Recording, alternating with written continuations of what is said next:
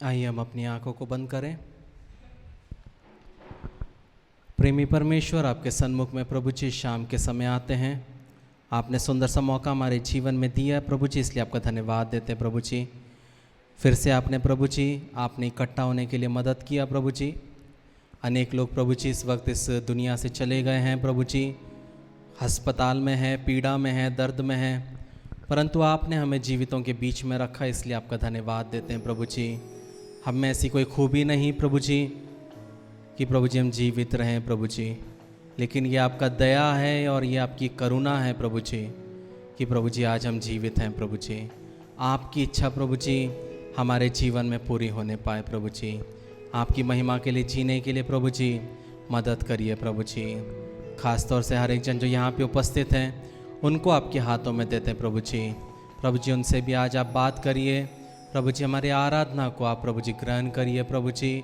और प्रभु जी हमारे जीवन में जो भी दुख मुसीबत है, कोई भी कमी घटी क्यों ना हो, जो भी मालिनता क्यों ना हो प्रभु जी, हर एक दूर होने पाए प्रभु जी। और प्रभु जी आप हमारे बीच में कार्य करने पाए प्रभु जी। आपका आत्मा हमारे बीच में कार्य करने पाए प्रभु जी। जो लोग रास्ते में हैं उन्हें भी सुरक्षित रूप से यहाँ पहुँचने के लिए मदद करिए प्रभु जी। प्रभु जी आप बढ़े हम घटें प्रभु जी। प्रभु जी छोटी सी विनती आपके बेटे यीशु नासरी के नाम से मांगते हैं, सुन और कबूल कर। आमीन आमीन आमीन। मैं पास्टर का धन्यवाद देना चाहता हूँ कि उन्होंने कीमती समय निकाला और प्रार्थना के ऊपर उन्होंने हमसे शेयर किया। और जब 1 तारीख रहेगा तब उस दिन बहुत सारे गवाहियाँ रहेगी हमारे बीच में, सब लोगों को मौका दिया जाएगा कि गवाही देने के लिए। तब हमारी भी गवाही रहेगी कि प्रार्थना ने क्या क्या किया और प्रार्थना के द्वारा परमेश्वर कैसे कर सकता है। और नेक्स्ट वीक का बाइबल स्टडी भी प्रार्थना के ऊपर ही है। तो मेरे को परमेश्वर के आत्मा ने अगुवाई किया कि पास्टर को समय देने के लिए, और पास्टर के वचन ने तैयार किया उस चीज़ को और नेक्स्ट वीक के बाइबल स्टडी के लिए। और मैं विश्वास करता हूँ कि आज जो परमेश्वर हमसे जो वचन बांटने वाला है वो बहुत सिंपल है, लेकिन जब से हमने ये शुरुआत किया है, चर्च जब से चालू किया है, एक चीज़ आपने नोटिस किया होगा कि हमने पाप के ऊपर परमेश्वर का आत्मा ज़्यादा केंद्रित कर रहा है वचन को। हमने पाप के बारे में बहुत देखा है और इस हफ्ते भी परमेश्वर ने जो वचन बांटने के लिए दिया है वो भी पाप के ऊपर ही है। और मैं विश्वास करता हूँ कि इस वचन से परमेश्वर आपसे बात करेंगे और उसके लिए हम उत्पत्ति 3 उसका 7 से, उत्पत्ति 3 उसका 7 से आज हम देखेंगे। Genesis chapter 3 versus 7। लेकिन एक चीज़ मैं कहना चाहता हूँ कि हर एक पाप का एक प्राइज़ है। हमने पिछले हफ्ते भी उन चीज़ों के बारे में सुना। हर एक पाप का क्या है, एक कीमत है। आप कोई भी काम करो उसका वो कीमत आपको देना बहुत ज़रूरी है। जब हम उत्पत्ति 1 से हम पढ़ेंगे, उसमें लिखा है, यहोवा परमेश्वर ने जितने बनेल पशु बनाए थे उन सब में सर्प धूर्त था, और उसने स्त्री से कहा, क्या सच है कि परमेश्वर ने कहा कि तू इस वाटिका की किसी वृक्ष का फल ना खाना। स्त्री ने सर्प से कहा, इस वाटिका के वृक्ष के फल हम खा सकते हैं, पर जो वृक्ष वाटिका के बीच में है उसके फल के विषय में परमेश्वर ने कहा है कि ना तो तुम उसको खाओ और ना उसको छूना, नहीं तो मर जाओगे।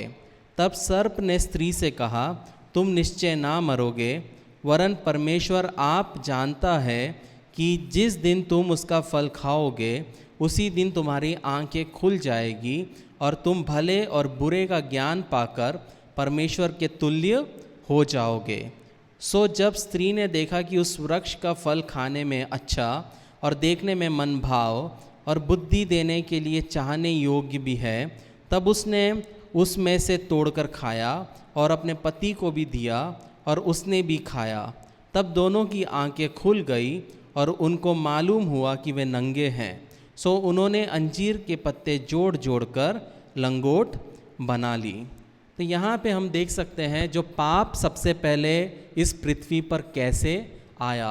कोई भी चीज़ का आपको बाइबल में स्टडी करना है तो सबसे पहले वो कहाँ पे आया है, वो टॉपिक वहाँ पे जाके उसको जब हम स्टडी करेंगे तब हम अच्छे से उस चीज़ को क्या कर सकते हैं, समझ पाएंगे।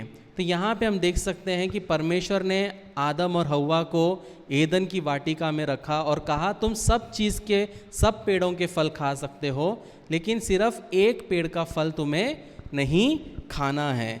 लेकिन सांप क्या करता है, सांप उन्हें बेवकूफ़ बना देता है और वो खा लेती है।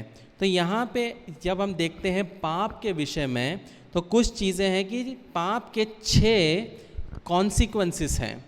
तो पाप जब हम करते हैं तब पाप करने के बाद हम बहुत सारी चीज़ों को करते हैं, वो आज हम खास तौर पे देखेंगे। वो समझना बहुत ज़रूरी है, क्योंकि यहाँ पे हम जितने भी बैठे हैं इंक्लूडिंग मी, हम सब उसको जांचना बहुत ज़रूरी है, कहीं मेरे अंदर भी ये चीज़ है कि नहीं। तो पहला चीज़, जब कोई व्यक्ति पाप करता है तब वो अपने अपराध के कारण उसके जीवन में शर्म आता है। आपने भी कभी देखा होगा, आप जब कभी किसी को ऊंची आवाज़ में आप बोल देते हो, या कोई गाड़ी गलत चलाता है और अचानक से आप कुछ गलत बोल देते हो कि कैसा चला रहा है, गुस्से में बोलते हो, तो आपको भी एकदम से लगता है कि यार मेरे को ऐसा बोलना नहीं चाहिए था। और हमको क्या होता है, खुद पे क्या आता है, शर्म आता है। एक बार मैं एक परमेश्वर के दास के साथ में बाइक में जा रहा था, तो बाइक में जाते वक्त एक दारू पीने वाला, रात के 11:30 का टाइम था, दारू पीते हुए गाड़ी के सामने आया और पास्टर ने एकदम से गाड़ी रोका और चुपचाप चला गया। मैंने बोला और कोई होता तो अच्छा सुनाता था। तब पास्टर ने बोला कि अगर मैं उसको चिल्ला देता वहीं पे मेरा अभिषेक चला जाता। आप समझ रहे हो मेरा कहने का मतलब है? कहने का मतलब है कि हमें हमारे मुंह पे कंट्रोल रखना बहुत ज़रूरी है। तो यहाँ पे क्या होता है कि जब आदम और हव्वा पाप करते हैं तब उनको उनके पाप के लिए शर्म आती है। जब हम 7वां वचन पढ़ते, क्या लिखा है, उन दोनों की आंखें खुल गई और उनको मालूम हुआ कि वह नंगे हैं, सो उन्होंने अंजीर के पत्ते जोड़ जोड़ कर लंगोट बना लिया। यही हमारे जीवन में होता है। उन्होंने क्या किया कि जब उनको शर्म आई तब उन्होंने अपने हिसाब से, आपको भी पता है पत्ते सीलोगे तो पत्ते टूट जाएगा, लेकिन उन्होंने अपनी समझ पे भरोसा रखते हुए उन्होंने क्या किया, उनको लगा कि पत्तों से हम कपड़ा बनाएंगे तो हमारा जो नंगापन है वो छुप जाएगा। लेकिन प्रियो, हमारे जीवन में जब हम पाप करते हैं और जब हमें शर्म आती है, भले कोई दिखाए या ना दिखाए, सबसे पहला चीज़ कौन दिखाता है? पवित्र आत्मा। जो पवित्र आत्मा का काम है हमारे पापों को हमें दिखाना, हमें फील कराना। तो जब परमेश्वर का आत्मा हमारे जीवन में हम चलते हैं, हम कुछ गलत करते हैं, हम जब कुछ गलत सोचते हैं, तब हमें क्या करना है? इमीडिएटली हमें माफ़ी मांगना है, अपने पापों का अंगीकार करना है और माफ़ी मांगना है। यहाँ पे जब आदम और हव्वा ने पाप किया तब वहाँ पे उनके जीवन में क्या आया? पहले शर्म आया। लेकिन परमेश्वर ने उन्हें क्यों बनाया था? पाप करने के लिए नहीं बनाया था।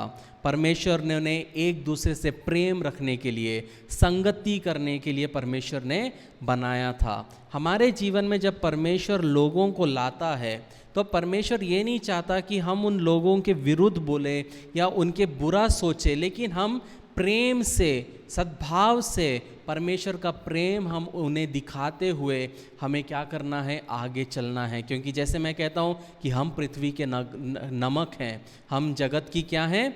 ज्योति है। तो बहुत ज़रूरी है कि हमारे जीवन में हमें क्या करना है? हमें सच्चाई से, खराई से चलना है और पाप नहीं करना है। दूसरा चीज़, जब हम पाप करते हैं तब क्या होता है? हम उसको छुपाने की कोशिश करते हैं। जब यहाँ पे हम आदम और हव्वा को देखते हैं, 7वां वचन में लिखा है, सो उन्होंने अंजीर के पत्ते जोड़ जोड़ कर लंगोट बना लिया। जैसे उन्होंने पाप किया उनको शर्म आई और उन्होंने क्या किए? एकदम से अपने पाप को छुपाने के लिए, नग्नता को छुपाने के लिए उन्होंने क्या किया? पत्तों से अपने लिए वो क्या बनाया? एक कपड़ा बनाया।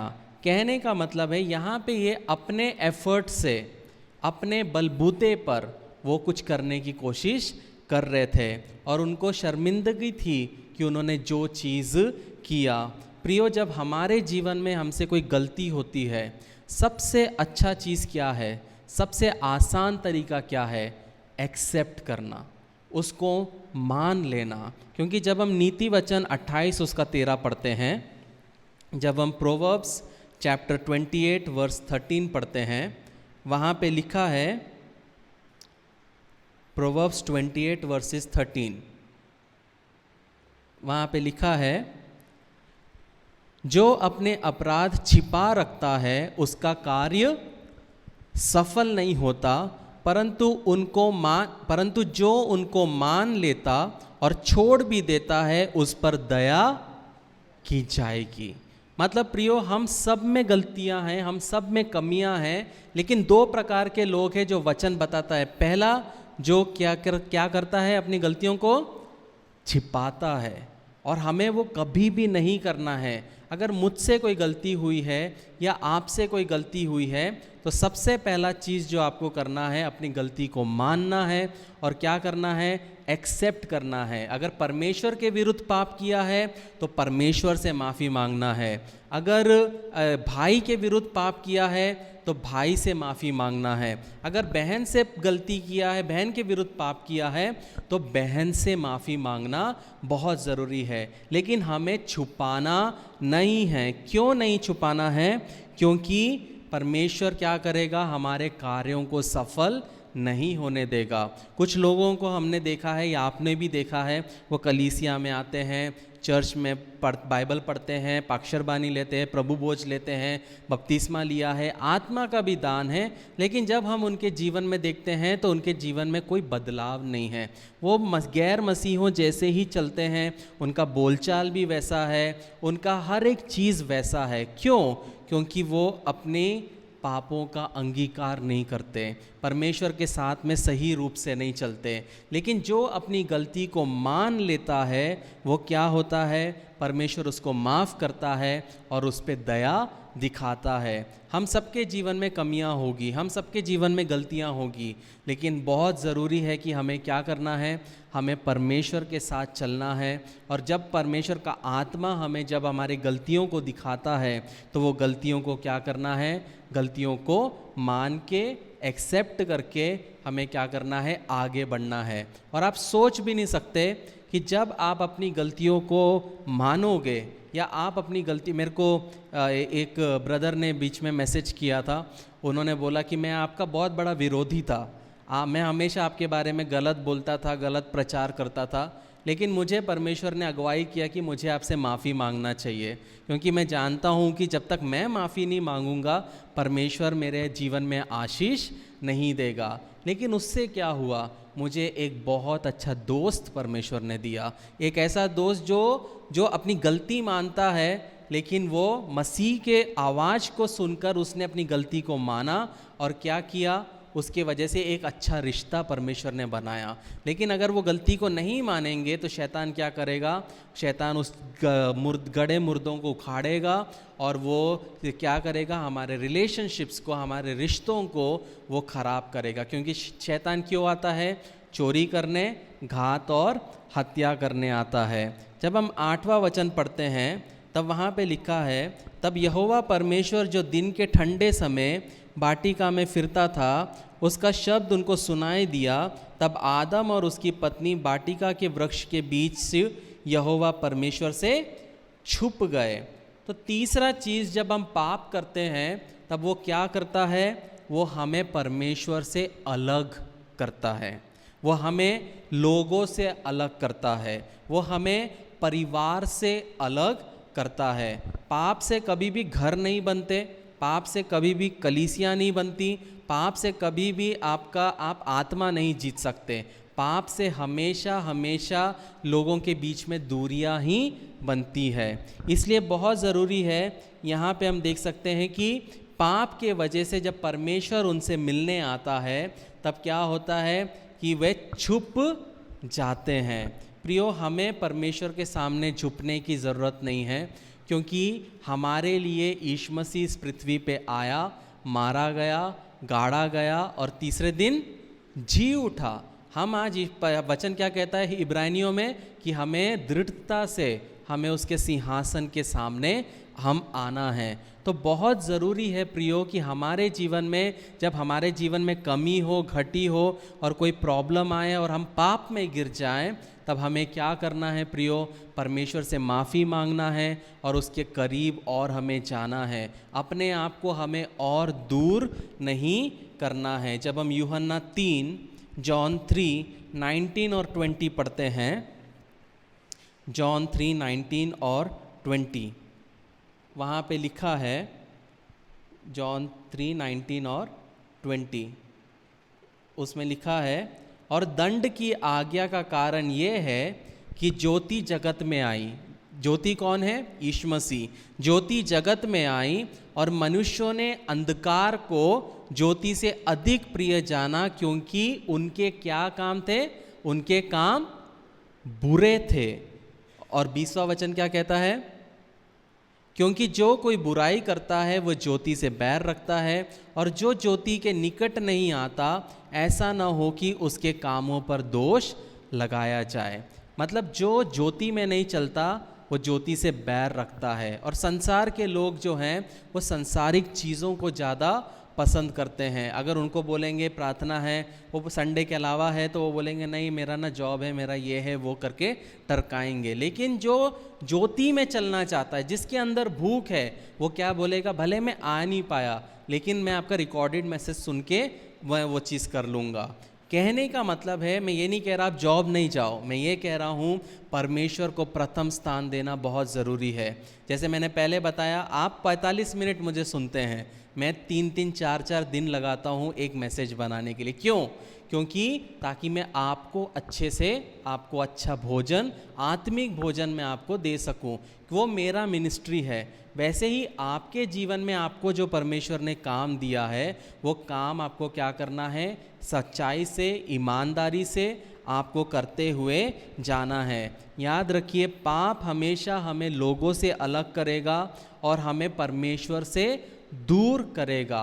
इसलिए हमें रोज़ पश्चाताप करना बहुत ज़रूरी है। जैसे मैंने पहले कहा कि जनरल प्रेयर नहीं, एक एक पापों का अंगीकार हमें करना है। और जितना आप पश्चाताप करोगे, उतना आप पाप के प्रति सेंसिटिव रहोगे, आप पाप कम करोगे और परमेश्वर के करीब रहोगे। लेकिन अगर आप पाप करते जाओगे तो आप पवित्र आत्मा को दूर कर दोगे और एक दिन आपका आत्मा भी नाश हो जाएगा।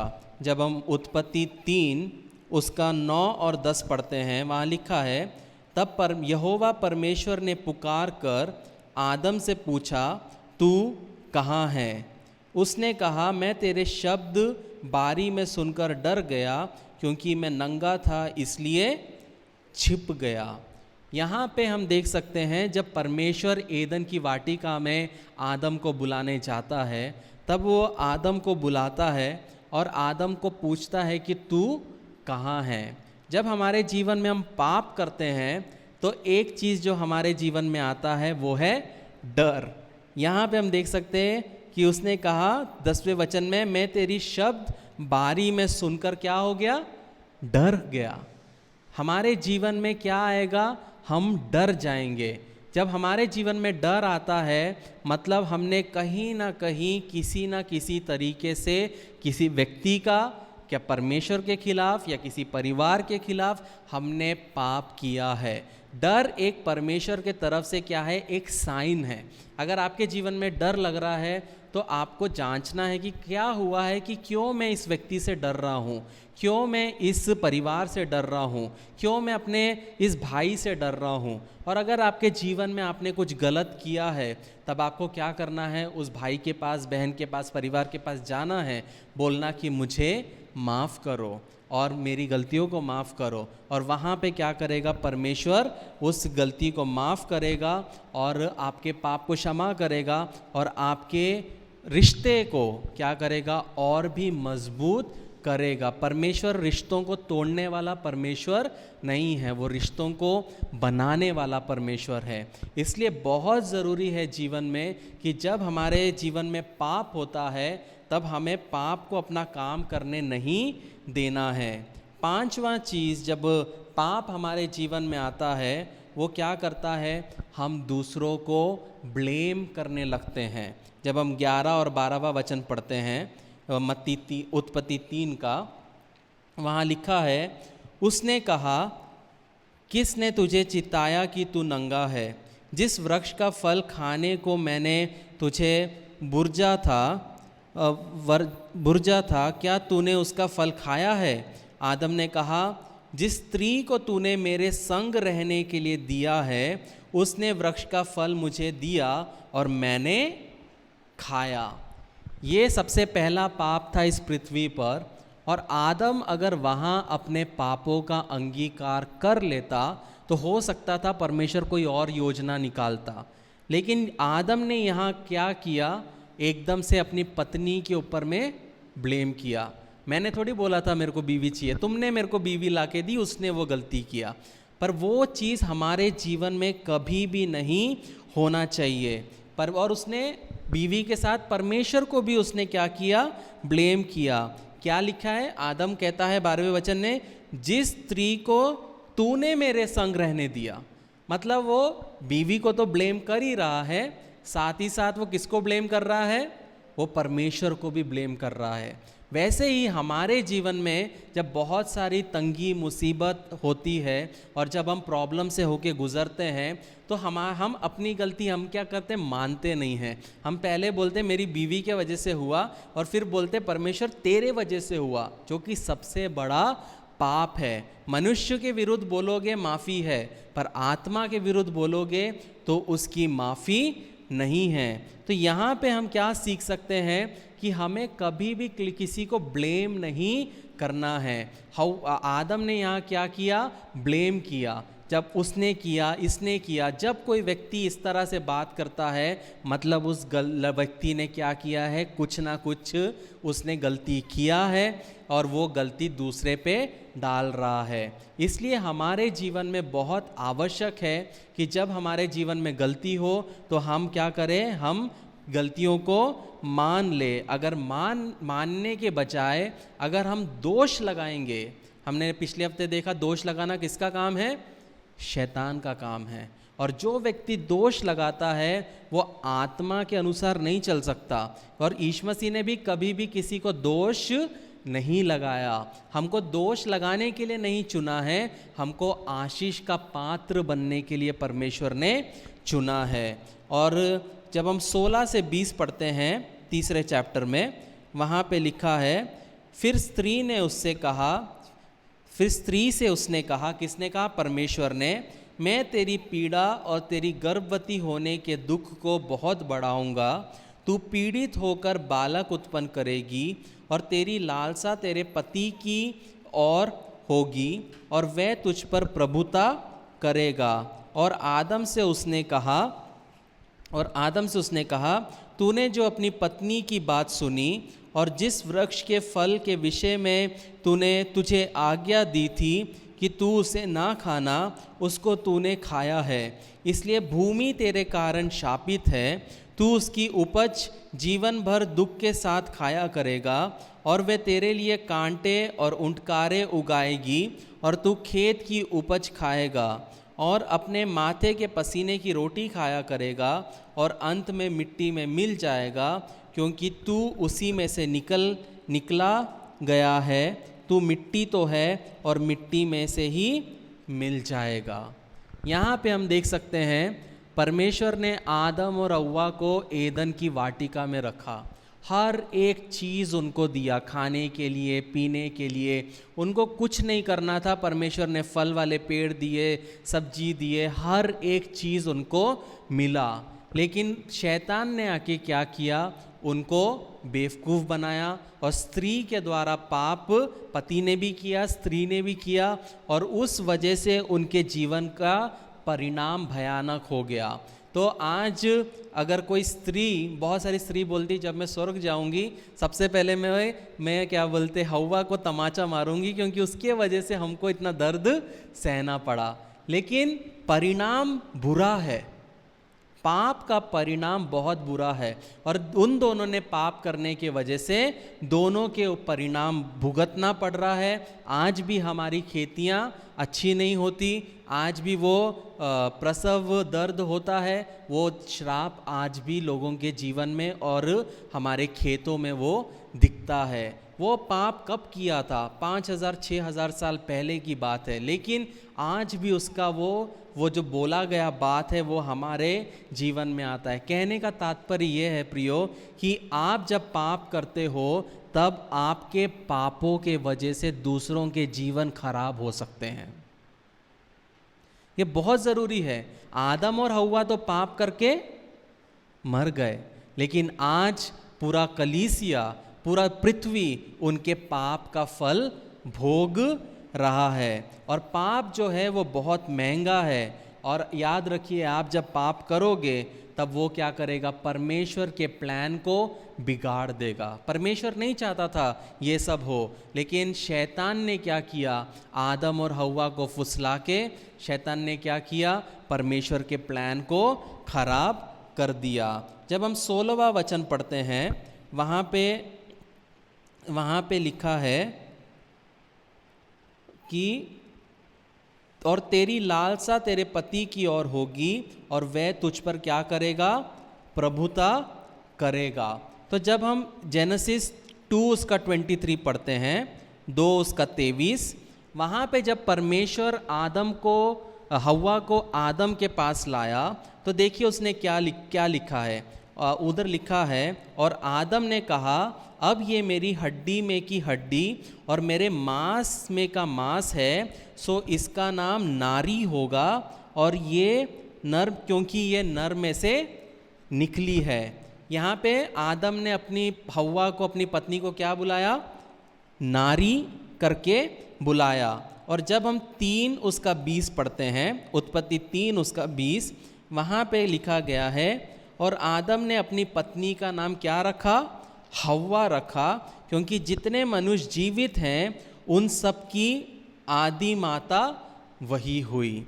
तो पहले जब परमेश्वर ने हव्वा को आदम के पास लाया तब आदम ने उसको नारी बुलाया।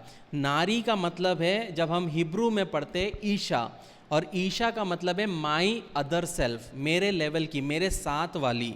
और जब यहाँ पे 3 उसका 20 में हम पढ़ते हैं, उसने उसका नाम हव्वा रखा। उसका मतलब है ईव, इंग्लिश में ईव करके लिखा गया है। उसका मतलब है मदर ऑफ माय चाइल्ड, मेरे बच्चों की माँ। वहाँ पे हम देख सकते हैं कि परमेश्वर का जो प्लान था उसको पूरा ट्विस्ट हो गया। जब परमेश्वर ने आदमी और औरत की रचना की तो वो लोग इक्वल थे, वो लोग एक थे, लेकिन पाप के वजह से क्या हुआ? परमेश्वर ने आदमी को पत्नी के ऊपर प्रभुता करने का क्या दिया? आज्ञा दिया है। तो जब हम रोमियो 5 उसका 12 पढ़ते हैं, रोमियो 5 उसका 12, वहाँ पे लिखा है, इसलिए जैसे एक मनुष्य के द्वारा पाप जगत में आया और पाप के द्वारा मृत्यु आई, इसी रीति से मृत्यु सब मनुष्य में फैल गई, इसलिए कि सबने पाप किया है। किस एक के द्वारा पाप आया? आदम के द्वारा, आदम हव्वा के द्वारा पाप आया। और किस एक के द्वारा छुटकारा आया? वो था यीशु मसीह। तो जब हम भजन संहिता 51 उसका 5 पढ़ते हैं, जब हम भजन संहिता साम 51:5 पढ़ते हैं, वहाँ पे लिखा है, देख मैं अधर्म के साथ उत्पन्न हुआ और पाप के साथ अपनी माता के गर्भ में पड़ा। तो कहने का मतलब है, जो आप और मैं हैं, हम लोगों के जीवन में पाप के साथ ही हम बड़े होते हैं। मैं उसका उदाहरण के लिए आपको एक उदाहरण दूंगा। छोटे से बच्चे को जब आप देखते हो, जब हम उसको बोलते हैं कि तूने ये किया है, तो एकदम से वो बच्चा क्या बोलता है? नहीं किया है। उसको झूठ बोलना किसने सिखाया? माता पिता ने सिखाया? नहीं सिखाया। लेकिन वो पाप हमारे साथ बचपन से ही बढ़ता है। इसलिए हमें क्या करना चाहिए? हमें यीशु मसीह की ज़रूरत है। क्यों? क्योंकि जब हम यिर्मयाह 17 उसका 9 पढ़ते हैं, यिर्मयाह 17 उसका 9, उसमें लिखा है, मन तो सब वस्तुओं से अधिक धोखा देने वाला होता है, उसमें असाध्य रोग लगा है, उसका भेद कौन समझ सकता है। मन, हमारा मन सब वस्तुओं में क्या है, धोखा देने वाला है। हम जब परमेश्वर के साथ नहीं चलते और हम जब अपने मन की करते हैं, वहाँ पे हव्वा ने अपनी मन की, उसने परमेश्वर की नहीं सुनी, उसने अपनी मन की। हम लोग बोलते हैं ना, मेरे को जो मन में आया मैं करूँगा। हम ऐसा बोलते हैं कि नहीं बोलते? हम बोलते हैं। लेकिन यहाँ पे वचन क्या बोलता है? मन तो सब वस्तुओं से अधिक धोखा देने वाला है। जब हम कोई भी चीज़ मन के अनुसार करते हैं, सोच विचार के अनुसार करते हैं और परमेश्वर के वचन के विरुद्ध करते हैं, तब हमारे जीवन में क्या होता है? हम कभी भी उसमें सक्सेसफुल नहीं हो पाते, हम कभी भी आगे बढ़ नहीं पाते, हम कभी भी परमेश्वर के आशीषों को अपने जीवन में एक्सपीरियंस नहीं कर पाते। अगर आप चाहते हैं कि परमेश्वर का कार्य आपके जीवन में हो, तब क्या करना है? आपको मन की नहीं, परमेश्वर की सुनना बहुत ज़रूरी है। लेकिन परमेश्वर ने पाप का जो समस्या है उसके लिए क्या निकाला है? एक निदान निकाला है। जब हम उत्पत्ति 3 पढ़ते हैं, उत्पत्ति 3 उसका 15 कहता है, और मैं तेरे और स्त्री के बीच में और तेरे वंश और इस वंश के बीच में एक बैर उत्पन्न करूँगा, वह तेरे सिर को कुचल डालेगा और तू उसकी एड़ी को डसेगा। तो यहाँ पे हम देख सकते हैं कि परमेश्वर क्या बोल रहे हैं? मैं तेरे और तेरे वंश के बीच में, वो वंश किसको बता रहा है? यीशु मसीह को बता रहा है कि परमेश्वर वहीं पे बोल रहा है कि मैं वंश के द्वारा, यीशु मसीह के द्वारा इस क्या करूँगा? पाप का निदान करूँगा। तो याद रखिए प्रियो कि जब हम इस पृथ्वी में हैं तब पाप हमारे साथ हमेशा रहेगा, लेकिन हमें क्या करना है? हमें उससे लड़ना है। जब हम 21वां वचन पढ़ते हैं, 3:21, वहाँ पे लिखा है, और यहोवा परमेश्वर ने आदम और उसकी पत्नी के लिए चमड़े के अंगरखे बनाकर उनको पहना दिए। यहाँ पे बहुत इम्पॉर्टेंट चीज़ ये है, परमेश्वर ने बकरी के ऊपर में से ये कपड़ा ऐसा निकालते हैं, वैसे नहीं चमड़ी निकाला। परमेश्वर ने क्या किया? वहाँ पे बलि किया, किसी बकरी या बकरे को क्या किया? मारा, और उनका चमड़ा लेकर इनके लिए अंगरखा बनाया। तो वहाँ पे सबसे पहले क्या हुआ? उनको समझ गया, वहाँ परमेश्वर क्या दिखा रहा है? जैसे ये बकरा के कपड़े के वजह से इनका नग्नता छुपा, वैसे ही एक दिन मेरा बेटा इस पृथ्वी पे आएगा और वो भी मेरे लिए क्या होगा? इनके पापों के लिए बलिदान होगा। और एक चीज़ बहुत इम्पॉर्टेंट है, हम लोग जब यीशु मसीह का चित्र फोटो में देखते हैं तो उनका यीशु मसीह का ये वाला अंगरखा से ढका हुआ रहता है, लेकिन जब सच में एक इंसान को क्रूस पे चढ़ाया जाता है तब वो पूरा नंगा रहता है। यहाँ पे परमेश्वर ने जब इस बकरे के पूरे चमड़े को निकाला, तब वहाँ पे परमेश्वर ये भी दर्शा रहा है कि एक दिन मेरा बेटा इस तरह शर्मिंदगी से वो क्रूस पे लटकेगा। किसके लिए? आपके और मेरे लिए। और यही बात, ये जो मारने की बात जब आदम ने अपने बेटे को बताई होगी, इसलिए जब उनको बोला गया कि तुम जब चढ़ावा के लिए ऑफरिंग लेके आओ, तब वो क्या करता है? वो एक बकरे को बलि करते हुए को लेके आता है। कहने का मतलब है हमारे लिए परमेश्वर ने यीशु मसीह को ऑलरेडी क्या किया है? बलिदान किया है। और जब हम 22 से 24 पढ़ते हैं, वहाँ लिखा है, फिर यहोवा परमेश्वर ने कहा, मनुष्य भले बुरे का ज्ञान पाकर हम में से एक समान हो गया है, इसलिए अब ऐसा ना हो कि वे हाथ बढ़ाकर जीवन के वृक्ष का फल भी तोड़ के खा ले और सदा जीवित रहे। तब यहोवा परमेश्वर ने उसको आदन की वाटिका से निकाल दिया कि वह उस भूमि पर खेती करे जिसमें से वह बनाया गया है। इसलिए आदम को उसने निकाल दिया और जीवन के वृक्ष के मार्ग पर पहरा देने के लिए एदन की वाटिका के पूर्व की ओर करूबों को और चारों ओर घूमने वाली ज्वालामय तलवारों को भी नियुक्त कर दिया।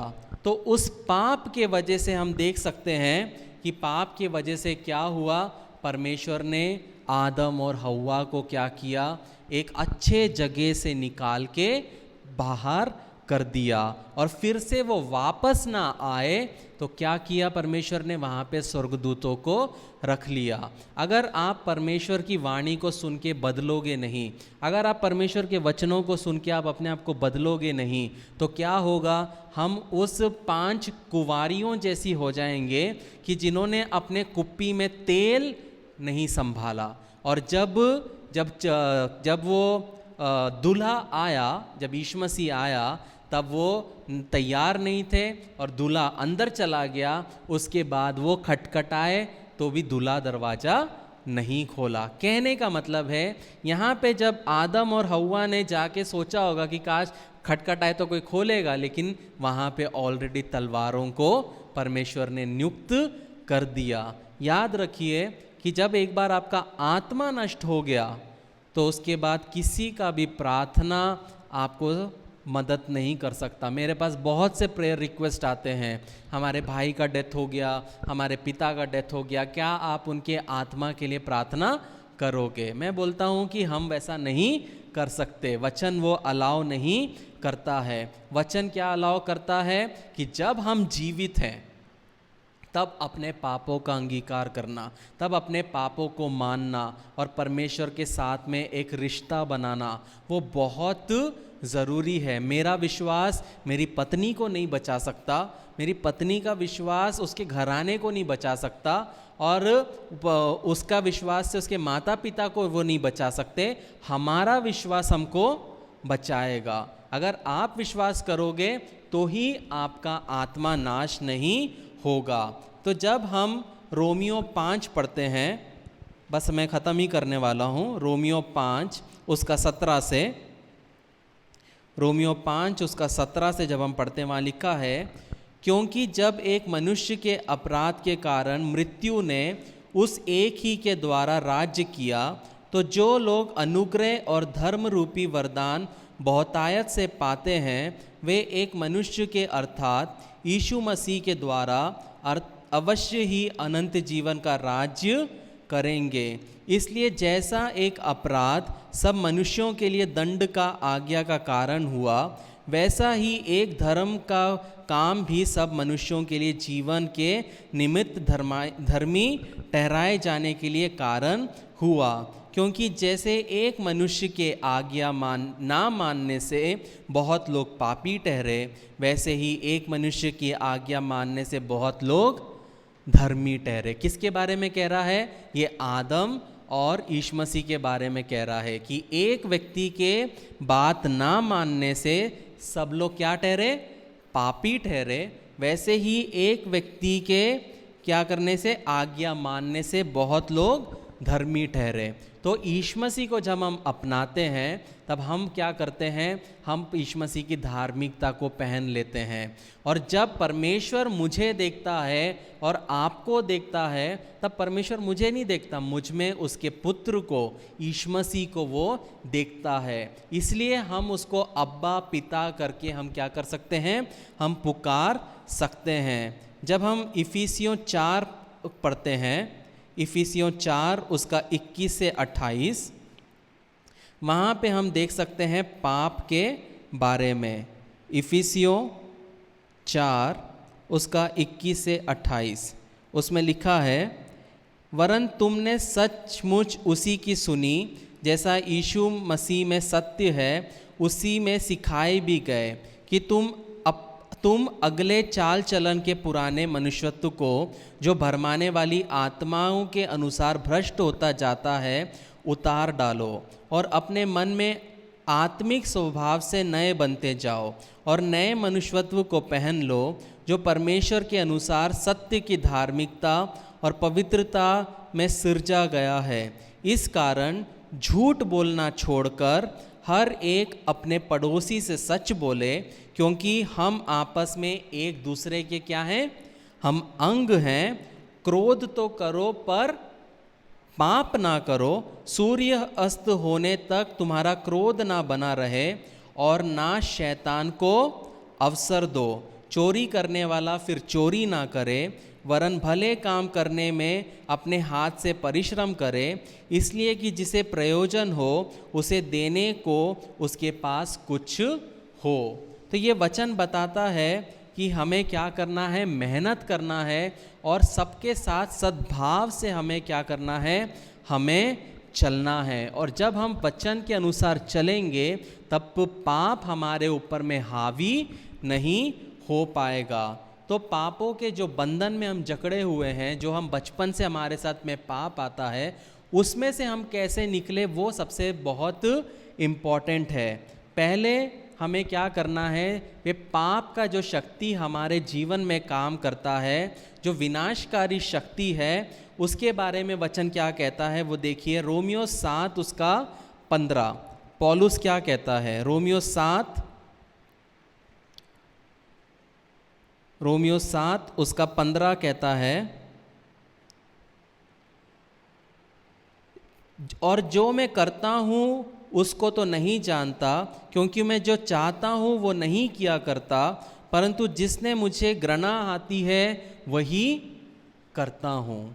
यहाँ पे पौलुस अपने पाप के विषय को बता रहा है। वो क्या कह रहा है पौलुस, कि मैं जो करता हूँ उसको मैं नहीं जानता, क्योंकि जो मैं चाहता हूँ वह नहीं किया करता, परंतु जिससे मुझे घृणा आती है वही करता हूँ। हमारे जीवन में भी यही होता है। हमको गाली नहीं देना है, लेकिन हमारे मुंह से गाली निकल जाती है। हमें शराब नहीं पीना है, दोस्त बोलते हैं हम पी लेते हैं। हमें व्यभिचार नहीं करना है, लेकिन हम कर बैठते हैं। ये पाप हमारे जीवन में क्या करता है, हावी रहता है। जब हम इसी चैप्टर का 18 और 19 पढ़ते हैं, वहाँ पौलुस कहता है, क्योंकि मैं जानता हूँ कि मुझ में अर्थात मेरे शरीर में कोई अच्छी वस्तु वास नहीं करती। इच्छा तो मुझ में है, परंतु भले काम मुझ में बन नहीं पड़ते। क्योंकि जिस अच्छे काम की मैं इच्छा करता हूँ वह तो नहीं करता, परंतु जिस बुराई की इच्छा नहीं करता वही किए करता हूँ। ये पौलुस कह रहा है आत्मा में भर के। ये हमारे पाप को दिखाता है। जो हमको नहीं करना है वही हमसे होता है। इसीलिए यीशु मसीह को परमेश्वर ने भेजा, ताकि हम क्या करें, हम अपने पापों का हमें समाधान मिले। हमारे पापों का समाधान क्या है, हमें मसीह में बने रहना है। जब हम रोमियो 8 उसका 1 पढ़ते हैं, उसमें क्या लिखा है, सो अब जो मसीह यीशु में है उन पर दंड की आज्ञा नहीं, क्योंकि वे शरीर के अनुसार नहीं वरन आत्मा के अनुसार चलते हैं। जो मसीह यीशु में है वो क्या है, वो एक नई सृष्टि है, और उन पर दंड की आज्ञा नहीं, क्योंकि वो शरीर के अनुसार नहीं आत्मा के अनुसार चलते हैं। हमें शरीर के अनुसार नहीं चलना है, परंतु जो आत्मा कहता है वो आत्मा के अनुसार जब हम चलेंगे तब पाप हम पे क्या नहीं हो पाएगा, हम पर हावी नहीं हो पाएगा। जब हम इसका 5 और 8 पढ़ते हैं, 8 का चैप्टर का, रोमियो 8 उसका 5, वहाँ लिखा है, क्योंकि शारीरिक व्यक्ति शरीर की बातों पर मन लगाते हैं। ये बहुत इम्पॉर्टेंट है। अगर आप शरीर के लिए सोचते हो, मतलब सुबह से शाम तक आपको अगर गाली गलोची करना है, आपको पाप कैसे करना है उसी के बारे में सोच रहे हो, कल जाके मैं पार्टी करूँगा, मैं ड्रिंक करूँगा, स्मोक करूँगा, आपके दिमाग में क्या चल रहा है, सिर्फ पाप के ही चीज़ चल रहे हैं। तो क्या लिखा है 5वें वचन में, क्योंकि शारीरिक वस्तु शरीर की बातों पे मन लगाते हैं। अगर आप पाप करने का ही सुबह से शाम तक सोच रहे हो तो आप पाप करोगे। अगर आप पाप से दूर रहना चाहते हो तो आप अपने शरीर में सोचों में पाप आने नहीं दोगे। क्या लिखा है, परंतु आध्यात्मिक बातों पर मन लगाते हैं। क्योंकि शारीरिक व्यक्ति शरीर की बातों पर मन लगाते हैं, परंतु आध्यात्मिक आत्मा की बातों पे क्या लगाते हैं? मन लगाते हैं। शरीर पर मन लगाना तो मृत्यु है, परंतु आत्मा पर मन लगाना जीवन और शांति है। क्योंकि शरीर पर मन लगाना तो परमेश्वर से बैर रखना है, क्योंकि ना तो परमेश्वर की व्यवस्था के अधीन है और ना हो सकता है। कहने का मतलब क्या है कि आपको अगर पाप से मुक्त होना है तो उसके लिए बहुत ज़रूरी है आपको उससे नफरत करना है। आप कभी भी पाप से मुक्त हो नहीं सकते जब तक आप परमेश्वर के साथ हाथ पकड़े हो और पाप के साथ नाच भी रहे हो। आप कभी भी पाप आपको छोड़ के नहीं जाएगा और कभी भी परमेश्वर का काम आपके जीवन में होगा ही नहीं। लेकिन आप अगर चाहते हो कि परमेश्वर का काम आपके जीवन में होना है, तब आपको पाप से नफरत करना है। कैसे नफरत करना है? जैसे किसी व्यक्ति को कोढ़ हो, आप कोई कोढ़ी व्यक्ति को जाके हक करोगे? बहुत मसीह का प्रेम है तो कर सकते हैं, लेकिन आप नहीं करोगे। कैंसर के वार्ड में आप नहीं जा सकते हो, मेयो में इतनी बदबू आती है। हमें उस तरीके से पाप से नफरत करना है। क्यों? क्योंकि ये पाप मेरे को नरक में लेके जा सकता है। मैं एक घर में गया था, मैं वहाँ पे बता रहा था, अगर कोई सिस्टर मुझे कॉम्प्लीमेंट भी दे तो मैं वो कॉम्प्लीमेंट को भी थैंक यू नहीं बोलता। क्यों? क्योंकि मुझे कॉम्प्लीमेंट मेरी बीवी से चाहिए, उसी का कॉम्प्लीमेंट मेरे लिए मैटर करता है। क्योंकि वो एक कॉम्प्लीमेंट से शैतान एक बीज बोता है उस व्यक्ति के द्वारा। फिर धीरे धीरे वही व्यक्ति का मुझे गुड मॉर्निंग भी पसंद आएगा, वही व्यक्ति का गुड नाइट क्यों नहीं आया वो भी प्रॉब्लम होगा, और धीरे धीरे एक रिश्ता बनने लग जाएगा। अगर आपको पवित्र जीवन जीना है तो शुरुआत में ही काटना है, शुरुआत में ही पाप को रोकना है, तभी आप पाप से बच पाओगे और पाप से दूर रह पाओगे। अगर आपके दोस्त बोल रहे चल आजा यार अपन पार्टी करेंगे, और आपको पता है वहाँ शराब है और आपको पता है आपको पीने की आदत है, तो आपको क्या करना है? हाँ भाई मैं आऊँगा, ऐसा बोलना है? नहीं, आपको दूर रहना है, क्योंकि आपको पाप में नहीं पड़ना है। तो व्यभिचार हो, कोई भी तरह का पाप हो, जब तक आप उससे नफरत नहीं करोगे तब तक आप उसमें से निकल नहीं पाओगे। जब हम भजन संहिता 1 उसका 1 से 2 पढ़ते हैं, कैसा रहना चाहिए? बस 2 वचन और हैं, हम फिर क्लोज करेंगे। भजन संहिता 1 उसका 1 से 2 क्या कहता है? क्या ही धन्य है वे पुरुष जो दुष्टों की युक्ति पर नहीं चलता, ना पापियों के मार्ग में खड़ा होता, ना ठट्टा करने वालों की मंडली में बैठता है। ये है क्रिश्चियनिटी का पर्सनैलिटी डेवलपमेंट। अगर एक व्यक्ति अपने आप को मसीह कहता है तो उसके अंदर में यह क्वालिटी दिखना बहुत ज़रूरी है कि वह दुष्टों की युक्ति पे चलता नहीं, वो पापियों के मार्ग में खड़ा नहीं होता, वो ठट्टा करने की मंडली में बैठता नहीं। ये कैरेक्टर लेके हमको चलना है। अगर आपके सामने कोई किसी की बुराई कर रहा है और आप उसमें मिर्च मसाला लगा के बोल रहे हो, तो आप ठट्टा करने वालों की मंडली में बैठ रहे हो। आपको अपना एक स्टैंड लेना है, एक कैरेक्टर बनाना है, चुगली नहीं करना है। चुगली करना पाप है वचन के आधार पे। हमें किसी का चुगली नहीं करना है, हमें मसीह में बनते हुए जाना है। कैसे हम शक्तिशाली तरीके से जी सकते हैं?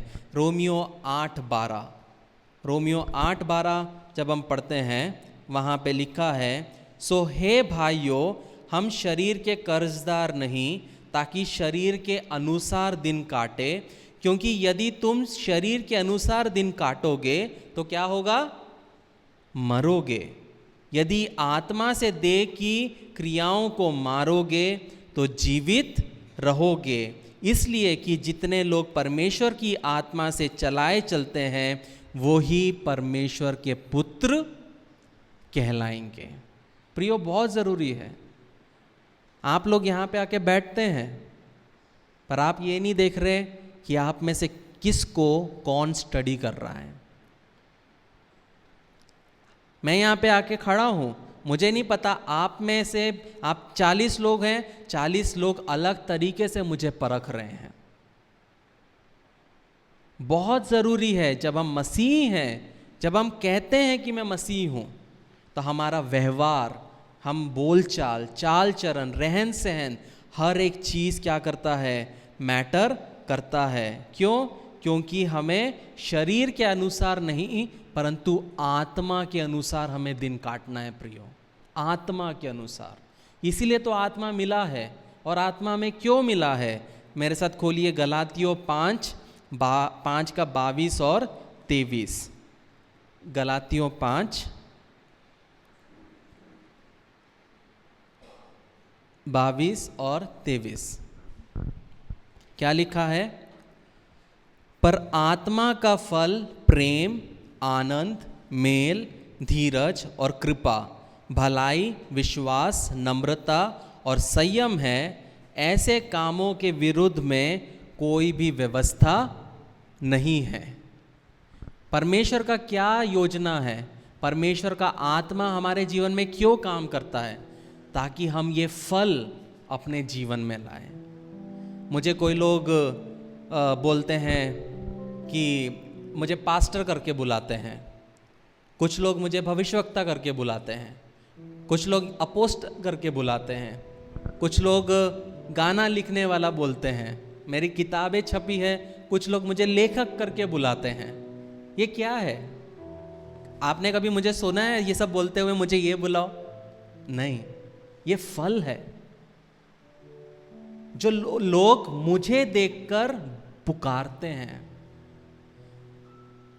यही है आत्मा के फल। आम का पेड़ खड़ा है, आम लगे हैं, क्या लोग बोलेंगे चिक्कू का पेड़ है? बोलेंगे? नहीं बोलेंगे। क्यों? वो फल, हमें फल लाने के लिए परमेश्वर ने चुना है। एक अच्छा फल, जो फल जीवन के आखिरी सांस तक बने रहे। ऐसा पेड़ नहीं जिसमें फल आया, 1 साल फल दिया, फिर खत्म हो गया, फिर उसमें फल ही नहीं है। फिर ऐसे पेड़ को क्या करते? काट देते हैं।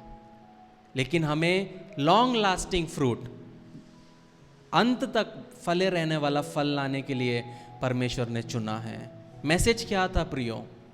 पाप हमसे होगा। यहां बैठे हर एक व्यक्ति ने, जो वीडियो में देख रहे हैं, हर एक ने पाप किया है और हम पाप करेंगे भी, जानबूझ के नहीं, जो गलती से होते हैं। लेकिन पाप का क्या है फ्रूट? मृत्यु। फल क्या है? हमें आत्मा में रह के, हमें अपने पाप से मुक्त होके एक जयवंत जीवन जीना है। क्योंकि प्रियो, यीशु मसीह का आना बहुत कठिन समीप है और हमें क्या करना है? हमें तैयार रहना है। क्योंकि जब वो आए तब हम बादलों पे उठा लिए जाएं। ये बहुत आवश्यक है प्रियो। कभी भी ये मत सोचिए कि बस 10-20 साल। मैं कभी नहीं सोचता मेरे सामने में और 40 साल है। नहीं, यीशु मसीह 33.5 साल में अपना काम करके चला गया। आज मैं 33.5 साल का हूं। कहने का मतलब क्या है? ये मत सोचो कि मुझे बुजुर्ग होके मरना है। ये सोचो कि मुझे अपना काम खत्म करके मरना है।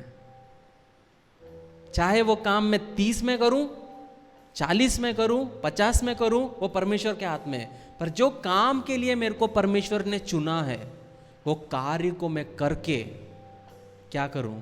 परमेश्वर के पास जाऊं। ये बहुत आवश्यक है प्रियो।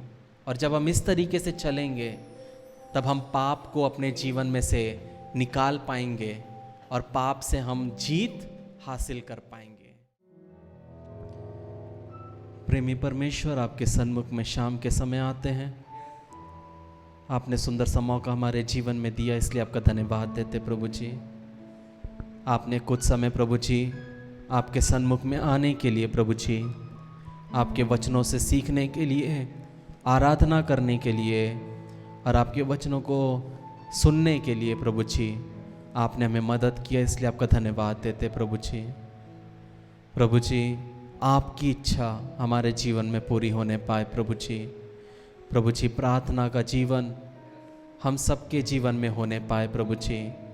जिस तरह आपने पतरस को जेल में से छुटकारा दिया प्रभु जी हम में से हर एक व्यक्ति प्रभु जी अपने जीवन में प्रार्थना के द्वारा प्रभु जी हर एक जो आशीष है प्रभु जी जो प्रभु जी कैद हैं प्रभु जी, वो आशीषों को निकाल के लाने के लिए प्रभु जी, शैतान के चंगुलों से छुड़ाने के लिए प्रभु जी आपके बल और सामर्थ्य से, दान और वरदानों से प्रभु जी अपने बच्चों को भरिए प्रभु जी। प्रभु जी हम जानते हैं कि हम में पाप है प्रभु जी, लेकिन धन्यवाद कि आपने अपने पुत्र को हमारे लिए भेजा ताकि हम उस पर विश्वास करके प्रभु जी हम स्वर्ग के वारिस बन सके, हम आपको अब्बा पिता करके पुकार सके प्रभु जी। इसके लिए आपका धन्यवाद देते प्रभु जी।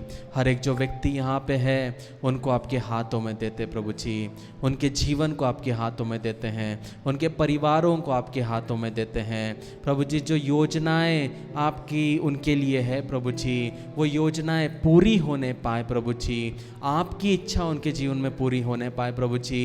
हर एक शैतान के चालों को प्रभु जी, हर एक शैतान के कार्यों को प्रभु जी यीशु नासरी के नाम से हम प्रभु जी नासूर करते हैं प्रभु जी। आपकी इच्छा उनके जीवन में पूरी होने पाए प्रभु जी। जिस कार्य के तहत प्रभु जी आपने उन्हें चुना है प्रभु जी, जिस कार्य के तहत प्रभु जी उन्हें आपने इस कलीसिया में जोड़ा है प्रभु जी, वो कार्य पूरा होने पाए प्रभु जी। जगत की ज्योति बनने के लिए प्रभु जी, इस पृथ्वी के नमक बनने के लिए हम सबको मदद करिए प्रभु जी। अनेकों के लिए उजियाला बनने के लिए हमें मदद करिए प्रभु जी।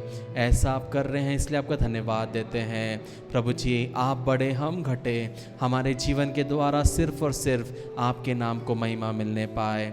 अभी हमें एक ऐसा इंसान बनने में मदद करिए जैसा आप चाहते हैं, ताकि हमारे बोलचाल में, चाल चरण में, रहन सहन में आप दिखने पाए प्रभु जी। अभी हम बिछड़ेंगे लेकिन आपका प्रेम जो कभी नहीं बिछड़ता हमारे साथ बनाए रखिए। छोटी सी विनती आपके बेटे यीशु नासरी के नाम से मांगते हैं, सुन और कबूल कर। आमीन आमीन आमीन। जो वचन है साथ में मिलके बोलेंगे। प्रभु यीशु मसीह का अनुग्रह और परमेश्वर का प्रेम और पवित्र आत्मा की सहभागिता हम सबके साथ होती रहे। आमीन आमीन आमीन।